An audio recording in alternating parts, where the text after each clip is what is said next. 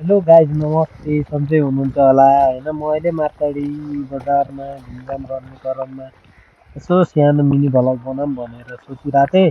ट्याक्क हेर्न सक्नुहुन्छ तपाईँहरू होइन अहिले म चाहिँ राउरपाडाको तलनिर छु अनि यता देख्न सक्नुहुन्छ तपाईँहरू बजार होइन बजारबाट ट्याक्क घुमेर म अगाडि हिँड्दैछु।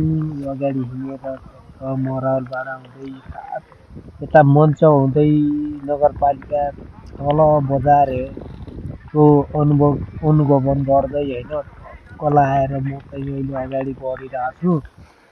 ठ्याक्क अगाडि बढ्ने क्रममा ठ्याक्कै बडी मालिका मन्दिरमा ठ्याक्कै भेटिएँ होइन गेटमा अनि गेटबाट माथि चढेँ।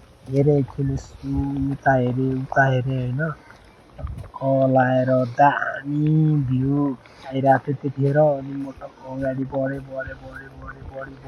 होइन अगाडि बढ्दै अनि ट्याक्क लाएर मैले यताउताको भ्यू पनि हेरेँ अनि हेर्दै म त्यहाँबाट अगाडि गइसकेपछि ट्याक्क लाएर बाजुराको धार्मिक स्थल बडीमालिका टेम्पलको अनुभवन गर्दै म गेटबाट बाहिर निस्केँ। गेटबाट बाहिर निस्किने क्रममा टक्क लाएर यता बाहुलीको भ्यू पनि राम्रो देखिरहेको थियो। मैले टक्क लाएर एकचोटि बाहुलीतिर पनि हेरेँ अनि त्यहाँ हुँदै थाबाडामा गएँ। थाबाडाबाट हेर्दै तल निको रिसोर्ट थियो होइन उता चौराटा थियो।